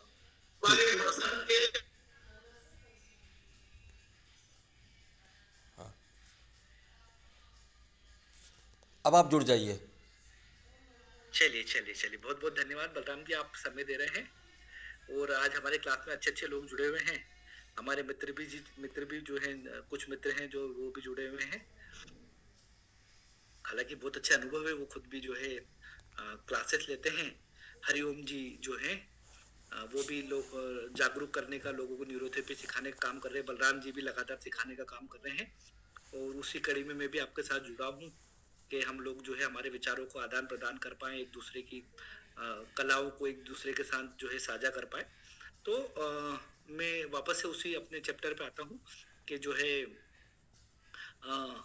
उन सारी महिलाएं जो जिनको इस तरह की दिक्कतें आती है, तो आप उनके साथ में जो है ये चीजें, सारी चीजें चेक कर सकते हो। और इन चीजों को चेक करके आप पता लगा सकते हो कि जो है उनको ये परेशानी है। यदि आपको नेजल पोलिप्स और मिल जाए, उसकी परेशानी ओवरियन सिस्ट के साथ में नेजल पोलिप्स और मिल जाए, तो आप ये समझ लीजिए कि आप ब्रह्मास्त्र का यूज कर रहे हो, विड्रॉल ट्रीटमेंट और ऑक्सीजन ट्रीटमेंट देके। उस पेशेंट को रिजल्ट आना 100% तय है, चाहे कोई सी भी परेशानी हो। चाहे बाल झड़ रहा हो और उसको पोलिप्स है, तो आप विड्रॉल और ऑक्सीजन ट्रीटमेंट दोगे तो बाल झड़ना बंद हो जाएगा। क्यों? क्योंकि प्रोटीन का मेटाबॉलिज्म चालू हो जाएगा, बालों के लिए जो रॉ मटेरियल चाहिए वो बनना शुरू हो जाएंगे और वो पेशेंट ठीक हो जाएगी। मेटाबॉलिक, देखो आपके शरीर के अंदर सबसे बड़ा पार्ट क्या है आप समझो, मतलब मैं बहुत सिंपल थिंग बता रहा हूँ। सबसे बड़ा पार्ट क्या? लंग्स का। सबसे ज्यादा जगह घेरे हुए बैठा है लंग्स। क्या करता है? इसका मेन काम क्या है? बाहर से ऑक्सीजन को बॉडी के अंदर लाना। अब जब इतना बड़ा सिस्टम काम कर रहा है तो ऑक्सीजन का कितना बड़ा रोल होगा आपकी बॉडी के अंदर? बहुत इंपॉर्टेंट होती, बहुत छोटी मात्रा में। एक हमने बात करा कि हमारे बॉडी में 60% जो है होता है वाटर होता है, और बहुत कम मात्रा में हमारे शरीर के अंदर वायु होती है। तो हमने समझा कि हमें पानी के साथ साथ किस तरीके से व्यवहार करना है, किस तरीके से पानी पीना है, पानी पीने का सही तरीका क्या है और उसकी व्यवस्था क्या है। अच्छा, थर्मो रेगुलेशन में भी वाटर का काम है क्या? बहुत इंपॉर्टेंट काम है। थर्मो रेगुलेशन करने के लिए बॉडी वाटर का यूज करती है ना। तो ये भी चीज हम लोग समझते हैं। तो क्लिनिकली चीज में ये दोनों ट्रीटमेंट आपकी लाइफ में जो है बहुत जबरदस्त बदलाव ला सकते हैं, मजेदार बना सकते हैं। मैंने आपको ये भी बता दिया कि इसका यूज आपको कहाँ का करना है और कैसे कैसे करना है। कुछ लोग बोर भी होंगे मेरी बातों से, क्योंकि मैं बातों को रिपीट करता हूँ बार बार, लेकिन मेरा हमेशा ये मानना होता है कि जब तक बोरियत नहीं होती, जब तक परफेक्शन नहीं आता है। जब तक रिपीट नहीं हो ना, कोई बात रिपीट होती है तो हमारे मन के अंदर बैठ जाती है, और बैठ जाती है तो हम उसका यूज बहुत अच्छे से कर पाते हैं। कभी कभी कोई चीज निकल जाती है, मैं इसीलिए बार बार उन चीजों को जो बता देता हूँ उसका भी बार बार रिपीटेशन करते रहता हूँ। मेरे मन के अंदर भी करता हूँ, लोगों के साथ भी करता हूँ। अब मैंने आपको 2 ट्रीटमेंट तो बता दिए कि भैया विड्रॉल ट्रीटमेंट बहुत अच्छा है और ऑक्सीजन ट्रीटमेंट बहुत अच्छा है, और हम इसका यूज कर सकते हैं फीमेल के लगभग डिजीज में, है ना। अब एक चीज और समझिए आप कि अब भी कुछ होंगे कि कुछ लोग जो विड्रॉल देंगे और ऑक्सीजन देंगे उनके रिजल्ट बहुत अच्छे आएंगे, और कुछ लोग विड्रॉल और ऑक्सीजन देंगे उनके रिजल्ट कम अच्छे आएंगे। एक ही पेशेंट 2 न्यूरोथेरेपिस्ट के पास हो, आप 2 अलग अलग न्यूरोथेरेपिस्ट को ऑक्सीजन ट्रीटमेंट दे रहे हैं और विड्रॉल ट्रीटमेंट दे रहे हैं, दोनों के ट्रीटमेंट में फर्क हो सकता है। कैसे फर्क हो सकता है? आप उसको जरा समझिए कि एक पेशेंट को किसी ने ऑक्सीजन ट्रीटमेंट दिया, हमारे जो है उदय सिंह जी ने मान लो दिया, है ना। एक और भी किसी ने जो है ऑक्सीजन ट्रीटमेंट दिया, तो ऑक्सीजन ट्रीटमेंट दिया, उसका आउटपुट कितना, मतलब आप ये मत समझिए, आप है ना हमेशा ये ध्यान रखिए कि जब आप किसी पेशेंट को ऑक्सीजन ट्रीटमेंट दे रहे हैं तो क्या रियल में उसका ऑक्सीजन बढ़ रहा है। यदि आपके दिमाग में वो चीज चली गई कि इसका रियल में ऑक्सीजन बढ़ रहा है क्या, तो फिर आपका ट्रीटमेंट ऑटोमेटिक सही हो जाएगा, आपको किसी से सलाह लेने की जरूरत नहीं है। यदि आप किसी को विड्रॉल ट्रीटमेंट दे रहे हो और विड्रॉल ट्रीटमेंट में यदि आप उसको 7 लीवर दे रहे हो, तो आपको महसूस होना चाहिए क्या मैं सही तरीके से उसको 7 लीवर दे रहा हूँ, और आपको अच्छा लगता है कि मैं उसको सही तरीके से 7 लीवर दे रहा हूँ, तो 100% उसके रिजल्ट बहुत अच्छे आएंगे। इस कड़ी में आप एक छोटी सी चीज जोड़ सकते हैं, इससे रिजल्ट में बहुत इंप्रूवमेंट आएंगे। जैसे एक छोटा सा ट्रीटमेंट आप दे रहे हो, छोटे से ट्रीटमेंट में चाहते हैं, तो ऑक्सीजन ट्रीटमेंट का तो एक बहुत अच्छा तरीका है, वो मैं आपको बताऊंगा। जैसे आप किसी पॉइंट को देते हैं ना, तो उसमें एक छोटा सा तरीका आप जोड़ लीजिए, बहुत अच्छे रिजल्ट आना शुरू हो जाएंगे। क्या देना है? जैसे कि आप कोई लीवर का एक पॉइंट दे रहे हैं, अब आपने यहाँ से इस पॉइंट को दबाया पैरों से, है ना, तो आप एक काम करिए, इसको आसानी से रखिए, और जब आप इसको दबाते हैं ना, तो इसको आसानी से दबाइए, देन 6 सेकंड शुरू करिए, और अब जब आप छोड़ते हैं ना इसको तो आसानी से छोड़िए, आप देखेंगे कि आपके पेशेंट के रिजल्ट बढ़ जाएंगे। एक आपने रख दिया पैर 6 सेकंड गिन दिए, यहाँ पैर रख दिया 6 सेकंड गिन दिए, यहाँ पैर रख दिया 6 सेकंड गिन दिए, उससे अच्छे रिजल्ट नहीं आएंगे। वहां आउटपुट आपका, एक पेशेंट को आप ट्रीटमेंट दे रहे हो विड्रॉल, वहां आउटपुट 40% निकलेगा। और यदि पेशेंट को आप दे रहे हो ट्रीटमेंट उस तरीके से दे रहे हो, ये आपने प्रेशर बनाया, जब बन गया आपने 6 सेकंड की काउंटिंग करी और छोड़ दिया। छोड़ने और दबने में एक निश्चित समय लगना चाहिए, एक मसल्स की जो क्रिया होती है ना उसके अनुसार वो दबना चाहिए, उसके अनुसार वो छूटना चाहिए। यदि इस प्रोसेस को फॉलो करते हैं तो विड्रॉल ट्रीटमेंट और अच्छा हो जाएगा, शानदार हो जाएगा। मैं जो पहली क्लास थी मैंने वहां बात करी थी कि ट्रीटमेंट देने में फर्क होता है, इसलिए रिजल्ट में फर्क होता है। एक ट्रीटमेंट दे रहे हो आप, उसके 40% आउटपुट आ रहा है, एक ट्रीटमेंट दे रहे हो उसके 60% आउटपुट आ रहा है, और एक ट्रीटमेंट के 100% आउटपुट आ रहा है। इसको कैसे बढ़ा सकते हो आप? तो इसका बढ़ाने का सिंपल सा तरीका, आप अपने आप से हमेशा पूछिए, क्या मैं लीवर को दे रहा हूँ उससे लीवर स्टिमुलेशन हो रहा है? क्या मैं उसको और सही कर सकता हूँ? यदि मैं सीएनएस गैस आर्केसाइड दे रहा हूँ तो क्या इसके पेनक्रियास के ऊपर वाले भाग में अल्सर हो रही है मेरे पेशेंट के? क्या वहां तक इसका सर्कुलेशन जा रहा है या वो सही तरीके से दे पा रहा हूँ मैं? अपने आप से जब पूछेंगे ना तो ऑटोमेटिक चीजें सुधरेगी। जब मैंने मेरा न्यूरोथेरेपी का स्टार्ट करा था थेरेपी देना, तो मैंने शुरू के 1-2 सालों तक ध्यान नहीं रखा कि ऐसी भी कोई चीज होती है। मैं तो जाता पेशेंट को ऐसे पे लात रख देता, यहाँ 6 सेकंड दबाता, गिनता और छोड़ देता, फिर 6 सेकंड दबाता और फिर गिन देता। लेकिन जब मैं कनेक्ट होया उन चीजों से, सारी चीजों से कनेक्ट हुआ, जब मेरे अंदर थोड़ा धैर्य आया और मैं उसको आराम से दबाने लगा और आराम से छोड़ने लगा, तो रिजल्ट बहुत बेहतर हो गए, बहुत शानदार हो गए। तब मुझे पता लगा कि यार ट्रीटमेंट देने का तरीका, हमने लगता है हमें कि हम 1 पॉइंट लीवर दे रहे हैं, लेकिन यदि सही तरीके से प्रेशर अप्लाई नहीं कर रहे, वहां आपका मन शांत नहीं है। देखो, आप कब ऐसे ट्रीटमेंट दे सकते हो और ऐसे छोड़ सकते हो? जब आपका मन शांत है। हमने पहली क्लास में चर्चा करी थी कि एक अच्छा न्यूरोथेरेपिस्ट बनने के लिए व्यक्ति का स्वयं का भी अच्छा होना जरूरी है, उसके मन का अच्छा होना जरूरी है, उसके आसपास का वातावरण का अच्छा होना जरूरी है। और यदि अच्छे वातावरण में वो तनाव मुक्त है, वो मजेदार है, तो वो ऑटोमेटिक किसी पेशेंट को थेरेपी इस तरीके से देगा और छोड़ देगा। एक दूसरा अनुभव जो मेरे दूसरे थेरेपिस्ट से भी अनुभव करते हैं, मैं भी पर्सनल अनुभव करता हूँ, जब आप बहुत ज्यादा वीकनेस महसूस कर रहे हो, बहुत ज्यादा कमजोरी महसूस कर रहे हो, तो आप किसी पेशेंट को थेरेपी दे दो इसी स्टाइल में, जो मैंने आपको बताया वो तरीके में आप थेरेपी दे दो, आपके अंदर एनर्जी प्रोड्यूस होना शुरू हो जाएगी, आपके अंदर ताकत आना शुरू हो जाएगी, आपकी थकान ऑटोमेटिक गायब हो जाएगी।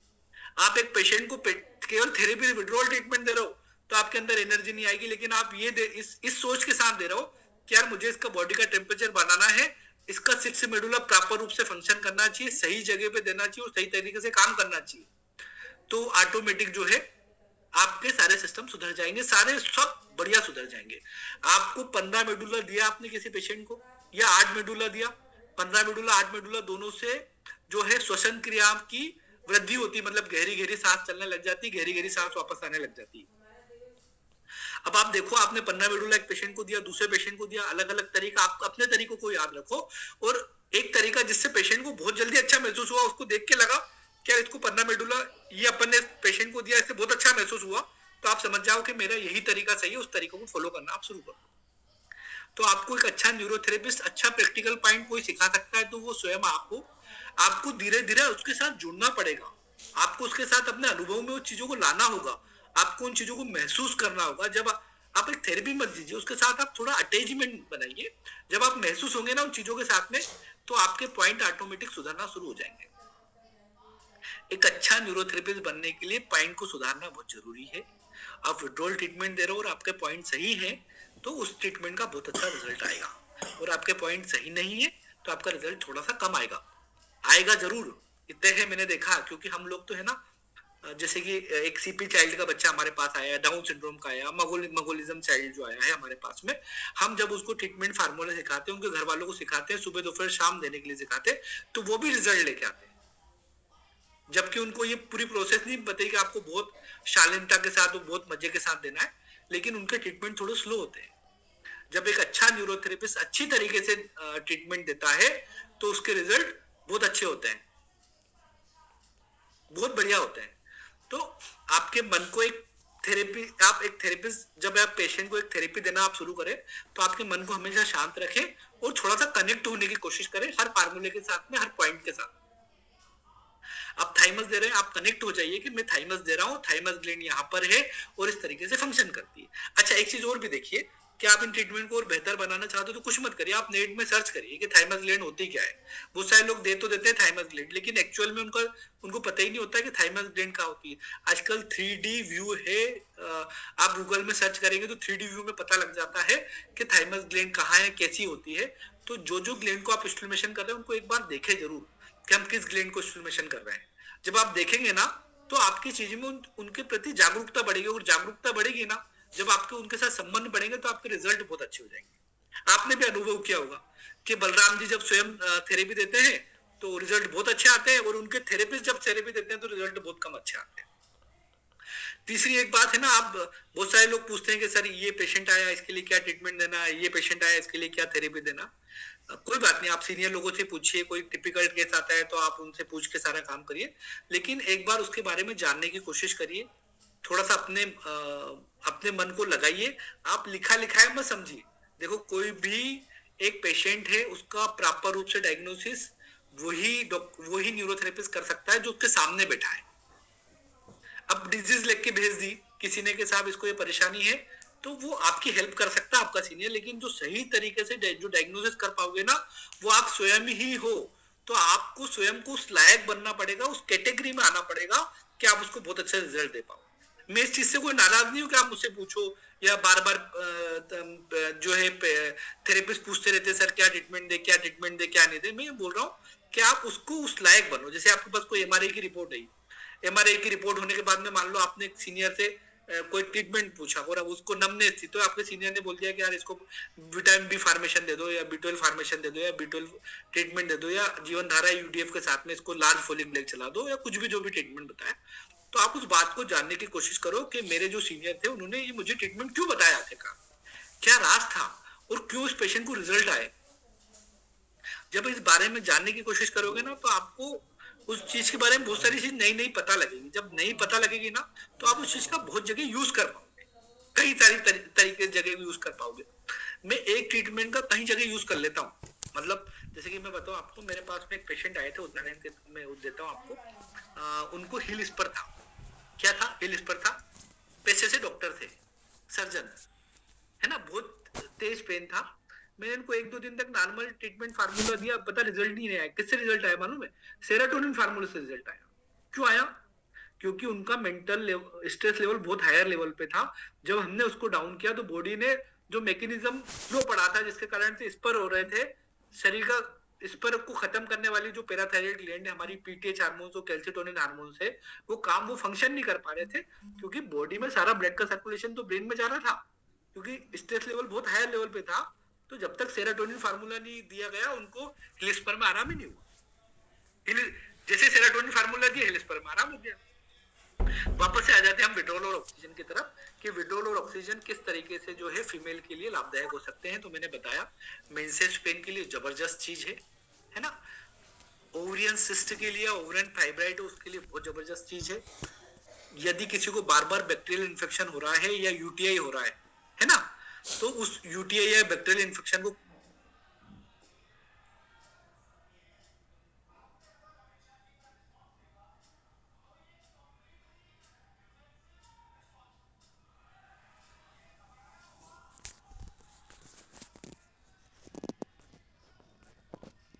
क्यों आज आपको 1 घंटे से विड्रॉल ऑक्सीजन विड्रॉल करते जा रहा हूँ, क्योंकि वाइटल फंक्शन को चलने के लिए बॉडी का थर्मोरेगुलेशन का बहुत इंपॉर्टेंट रोल है।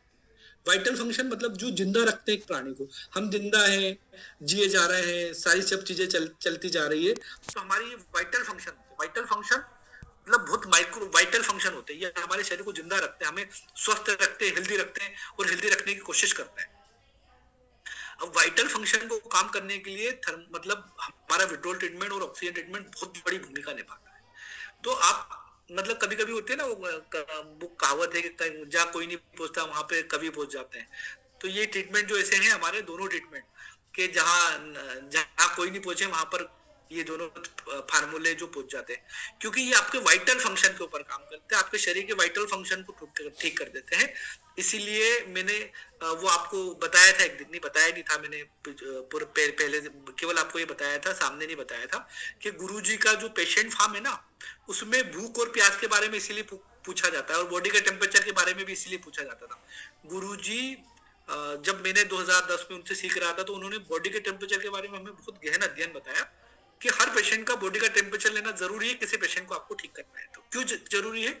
क्योंकि वो आपके वाइटल फंक्शन को मैनेज करते हैं, और वाइटल फंक्शन मैनेज हो जाएंगे तो आपका पेशेंट ठीक हो जाएगा।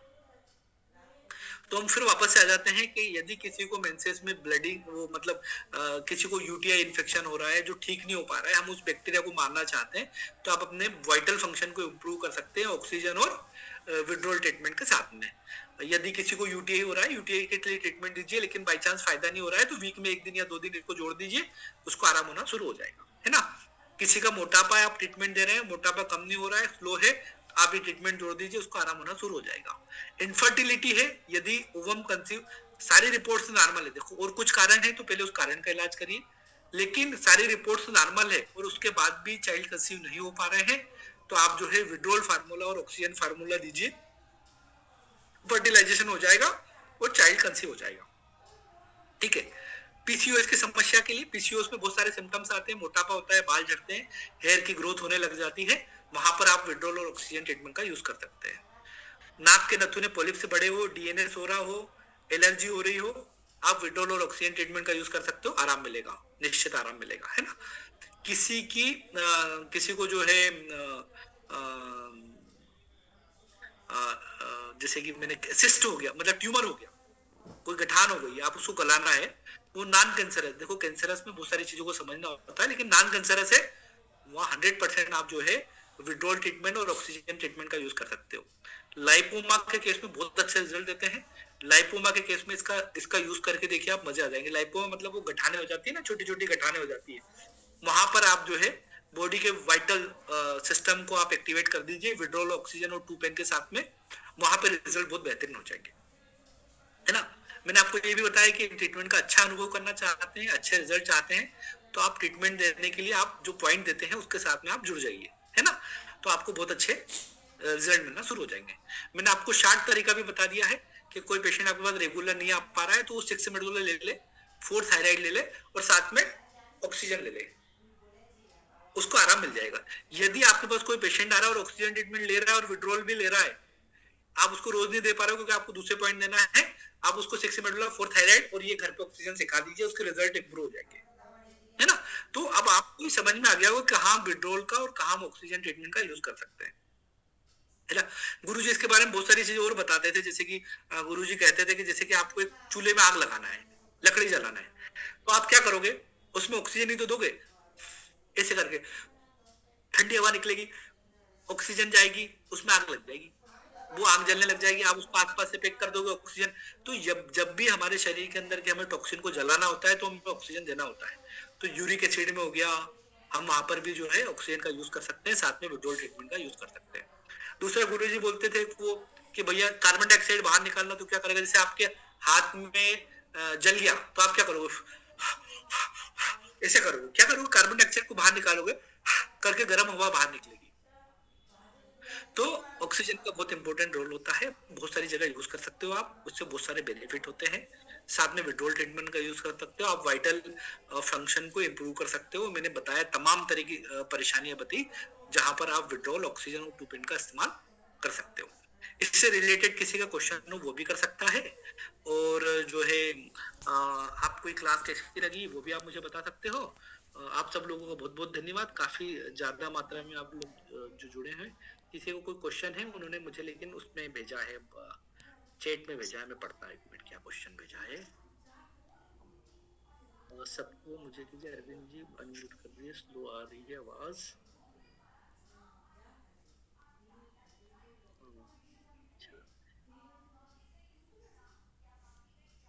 इस क्लास की रिकॉर्डिंग हुई है क्या? पीने से टोच होने पर क्या प्रॉब्लम आती है, फीमेल जी हुई है, रिपीट कर दीजिए। हुई है क्या? जी सर हुई है। कुछ लोग ना ग्रुप में पूछ रहे थे कि इसकी रिकॉर्डिंग मिल जाएगी क्या, वो नेटवर्क इशू कर नहीं जुड़ पाए। नहीं नहीं, बिल्कुल मिलेगी, बिल्कुल मिलेगी। ठीक है, तो आप ग्रुप में ही डाल दीजिएगा। ठीक। ठीक है हरिओम जी, तो आपका ही काम है लोगों को रिकॉर्डिंग साझा करना, आप एक्सपर्ट है इसके ज्यादा हमसे। जी, मैंने खाली वॉइस रिकॉर्डिंग की, बस वही हो सकती है। अच्छा, चलिए। सर इम्यूनिटी बूस्ट करने के लिए भी यही ट्रीटमेंट दे सकते हैं? देखो, मैं जहाँ वाइटल सिस्टम की बात कर रहा हूँ, तो वाइटल सिस्टम में इम्यूनिटी भी एक पार्ट है। तो इम्यूनिटी को मैनेज करने के लिए हाँ, एक चीज और बता दूं आपने, अच्छा बहुत सारी चीजें याद आएगी देखो आपके क्वेश्चन से। जो बच्चे बार बार बीमार होते हैं ना, जिनको बार बार बुखार आता है, सर्दी जुकाम होते हैं, वो 8वें दिन जाके हॉस्पिटल में एडमिट हो जाते हैं, या जिनकी पसलियां बढ़ जाती है, गड़गड़ की आवाज आती है उनको, है ना, वो 8वें दिन या 10वें दिन एंटीबायोटिक चलते हैं, उनको बार बार वायरल इन्फेक्शन होता है। तो आप जब वायरल इन्फेक्शन हो रहा है, जब वायरल ट्रीटमेंट दीजिए, 1 पॉइंट लीवर दीजिए, लेकिन आप चाहते हैं कि उनको बार बार ये बीमारी होने से बचा लें, तो आप उनके घर वालों को सिखा दीजिए, आप उनको देना शुरू कर दीजिए विड्रॉल ना था कौन को थोड़ी, अरे याका का खाती ভাল লাগে কি दादा खावे ना को मतलब यही खावे ना ट्रीटमेंट यूज कर सकते हो, स्पेशली बच्चों के लिए। बच्चों की इम्यूनिटी के लिए अच्छा काम करता है ऑक्सीजन और विड्रॉल। अच्छी लगी आपको क्लास? जिसने क्वेश्चन करा था उनको जी एक का क्वेश्चन था कि ऑक्सीजन ट्रीटमेंट बिना चेक किए दे सकते हैं? बिल्कुल दे सकते हैं, क्यों नहीं दे सकते? देखो एक चीज में बताओ, ऑक्सीजन ट्रीटमेंट तो वैसे लोगों का ऑक्सीजन कम है, और आजकल क्या वो AQI लेवल दिल्ली वाले, हालांकि बलराम जी के लिए तो बहुत आनंद है, इनके यहाँ तो बहुत ऑक्सीजन है, लेकिन बहुत सारे लोग दिल्ली मुंबई से बड़े बड़े शहरों में रह रहे हैं जब प्रदूषण ज्यादा है, तो वैसे भी लोगों को ऑक्सीजन प्रॉपर रूप से मिल नहीं पा रही, प्लस लोगों का ध्यान ही नहीं ऑक्सीजन की तरफ, वो ले नहीं रहे, इतने ज्यादा व्यस्त है, इतने ज्यादा विचार है ब्रेन के अंदर कि हमारा जो श्वसन क्रिया वाला सिस्टम है थोड़ा सा बेचारा ठप रहता है। तो आप उनको ऑक्सीजन ट्रीटमेंट हर पेशेंट को दिया जा सकता है और उसके बहुत अच्छे रिजल्ट आते हैं। हमने कोरोना में भी इसके रिजल्ट लिए बहुत अच्छे, और ऐसे बच्चे जो बार बार बीमार होते हैं ना, उनके पेरेंट्स को हम सिखा देते हैं और बहुत अच्छे रिजल्ट आते हैं। सर मेरा एक सवाल है, बहुत अच्छे एक्सपीरियंस है जो बच्चे बार बार बीमार होते हैं उनके लिए। चलिए, और किसी का कोई क्वेश्चन है? जी सर मेरा एक सवाल है। और कैसी क्लास लगी दोनों चीज? सर एक मेरा एक सवाल है। जी सर आपने इसमें 2 पेन बोला, विड्रॉल ट्रीटमेंट बोला और ऑक्सीजन ट्रीटमेंट बोला, तो इसको सजा के बता दीजिए कि किसको पहले देना चाहिए, किसको बाद में देना चाहिए, क्योंकि 2 पेन का जो टाइमिंग है, जैसे 2 पेन की जो सोमेटोस्टेटिन की एक टाइमिंग है, इतने समय तक हमारे शरीर में रहता है ना, जैसे 4 मिनट तक हमारे शरीर के अंदर जीवित रहता है सोमेटोस्टेटिन। तो इसी तरह से उसको पैटर्न को समझा के बता दीजिए कि इसको पहले देना, इसके बाद ये देना, इसके बाद ये देना। जी देखिए, बहुत बढ़िया। देखिए, मैं आपको एक बात तो बता दूं कि बलराम जी सब कुछ जानते हैं कि कौन से ट्रीटमेंट को कब देना है, लेकिन आप लोगों के लिए क्वेश्चन करा, आपकी तरफ से क्वेश्चन करा, हो सकता है कि आप लोगों को दिमाग में ये चीज नहीं आए, लेकिन जो लोगों के दिमाग में नहीं आ रहा उनको बेहतर करने के लिए उन्होंने ये जो है क्वेश्चन करा। देखो, पर्सनली मैं जो यूज करता हूँ और मैंने जहाँ बहुत अच्छे परिणाम देखे इसके लिए, वहाँ हम यूज करते हैं, बहुत टिपिकल पेशेंट होता है, हम इसी के ऊपर डिपेंडेबल होते हैं, मतलब हमें यही ट्रीटमेंट देना है और इसी ट्रीटमेंट से पेशेंट को ठीक करना है। तो हम पहले ऑक्सीजन ट्रीटमेंट देते हैं, उसके बाद विड्रॉल देते हैं, उसके बाद में फिर ऑक्सीजन देते हैं, फिर 2 पेन देते हैं, फिर ऑक्सीजन देते हैं, ऐसे 5 ट्रीटमेंट देते हैं। ऑक्सीजन देने में हमें 2 से 2.5 मिनट का समय लगता है, विड्रॉल लेने में हमें थोड़ा सा समय लगता है, फिर वापस से 2 से 2.5 मिनट हम ऑक्सीजन के ऊपर खर्च करते हैं, फिर हम 2 पेन के 4 ट्रीटमेंट देते हैं, 6 ट्रीटमेंट देते हैं, और उसके बाद में हम जो है वापस से ऑक्सीजन देते हैं। तो हम ऑक्सीजन को फिर बार बार रिपीट करते हैं, क्योंकि जैसे ऑक्सीजन के बाद में विड्रॉल मिलेगा और विड्रॉल के बाद में फिर ऑक्सीजन मिल गया, ये बहुत पावरफुल ट्रीटमेंट हो जाता है इन तीनों के साथ में। यदि हमें 2 पेन भी देना है, देखो 2 पेन हम सारे ट्रीटमेंट पेशेंट को नहीं चलाते, हम ये 3 फार्मूले चलाते हैं, ऑक्सीजन, विड्रॉल और ऑक्सीजन।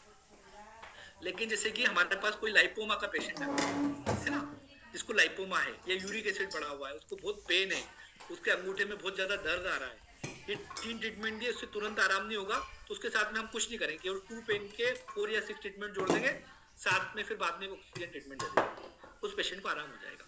अच्छा, आराम हो गया, पेशेंट को आपने एक फार्मूला दे दिया, उसको आराम हो गया, यूरिक एसिड के जो दर्द आ रहे थे वो पहले से 40 से 50% डाउन हो गए, तो फिर हम क्या करते हैं, ये और ये दोनों हटा लेते हैं, बस ये तीनों चलाते हैं। क्या चलाते हैं?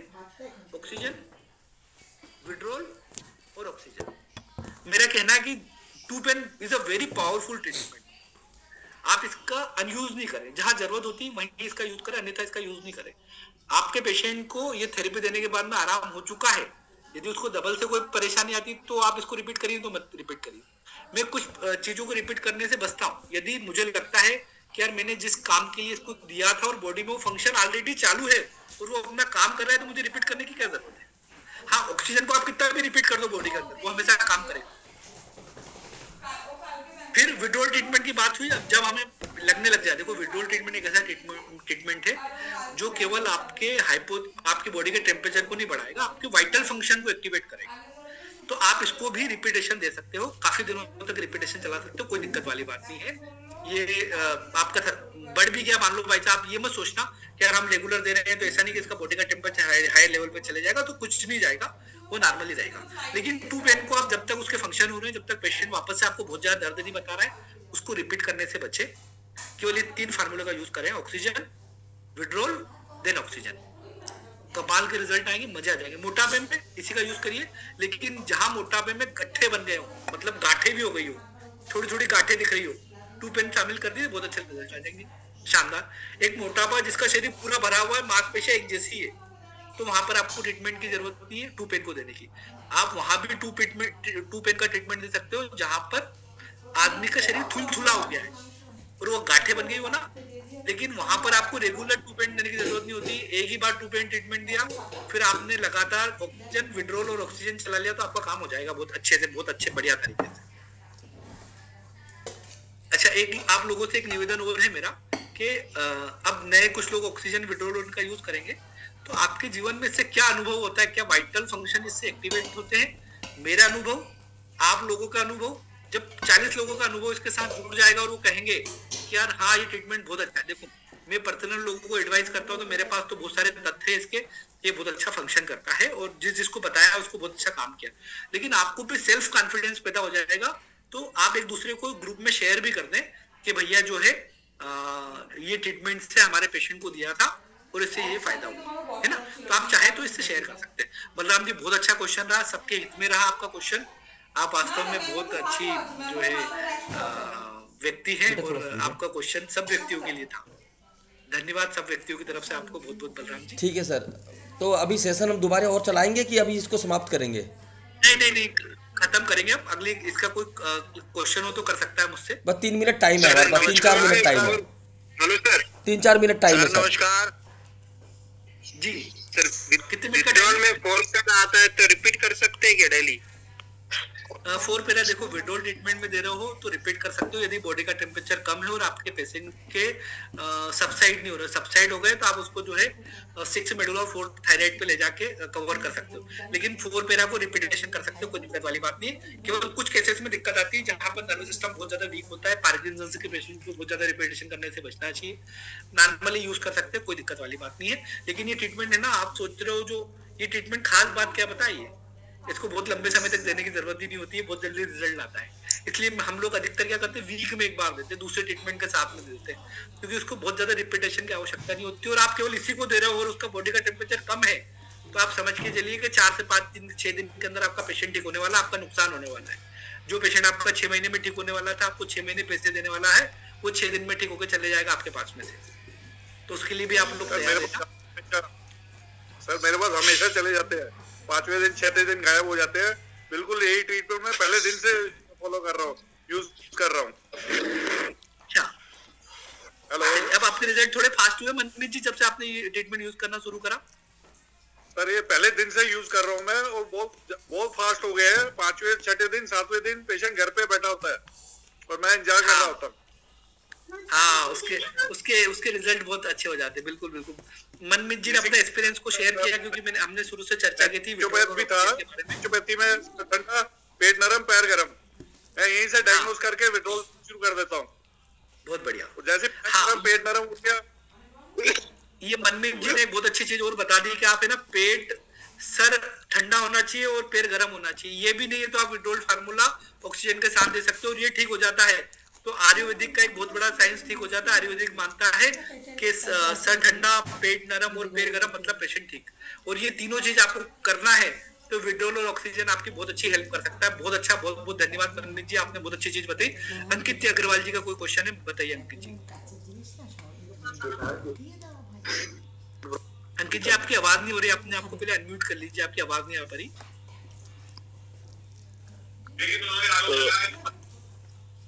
जैसे क्लास खत्म हो जाएगी बीच में, आप सब लोगों से निवेदन है कि आपको क्लास कैसी लगी, मेरा भी थोड़ा सा उत्साह बढ़ जाए, मैं भी अगली बार बहुत अच्छी इच्छा के साथ आऊँ, आपको नई चीज सिखाऊं, तो ग्रुप में प्लीज एक बार शेयर कर दीजिएगा क्लास खत्म होने के बाद में। अरविंद जी नमस्कार, विवेक बोल रहा हूँ। हाँ, पहली बात तो फीडबैक, आपका सेशन बहुत अच्छा रहा, आपने अपना अनुभव शेयर किया, उसके लिए बहुत बहुत धन्यवाद। लेकिन मेरा एक क्वेरी है, जहाँ तक मुझे सर ने पढ़ाया था, कुंदन सर ने, कि ऑक्सीजन ट्रीटमेंट को हम 90 से 120 सेकंड में कवर करें तो ज्यादा अच्छा रिजल्ट आता है। इस पर आपका क्या अनुभव है? देखिए, ऑक्सीजन ट्रीटमेंट जितना फास्ट देंगे ना उतना अच्छा काम करता है, ये वास्तव में सच है।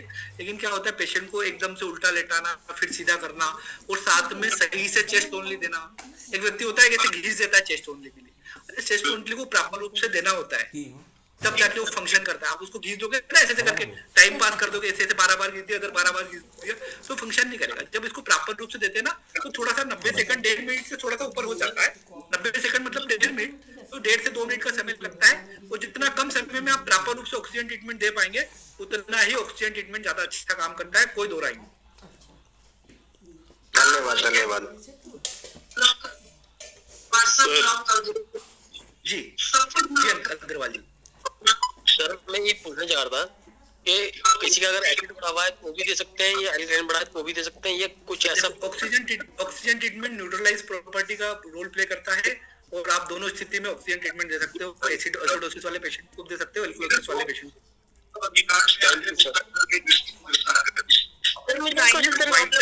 को। जी साइनस प्रॉब्लम हो और कंजेशन हो बहुत, उसको कैसे? ऑक्सीजन विड्रॉल ट्रीटमेंट अकेला दीजिए, रिजल्ट आएंगे आपको। ओके, मतलब नेजल कंजेशन है बहुत ज्यादा, सांस नाक से आती नहीं। अरे आप ये ट्रीटमेंट देंगे ना तो उसके पॉलिप्स का साइज छोटा हो जाएगा। इसमें 2 पेन आप और मिक्स कर लीजिएगा, पॉलिप्स का साइज छोटा हो जाएगा। जैसे पॉलिप्स का साइज छोटा होगा ना, तो कंजेक्शन खत्म हो जाएगा। तो विड्रॉल के साथ 2 pain into 6, 2 pain into 4 treatment. सबसे पहले ऑक्सीजन दीजिए, विड्रॉल दीजिए, ऑक्सीजन दीजिए, 2 पेन into 4 ट्रीटमेंट दीजिए, देन ऑक्सीजन दीजिए।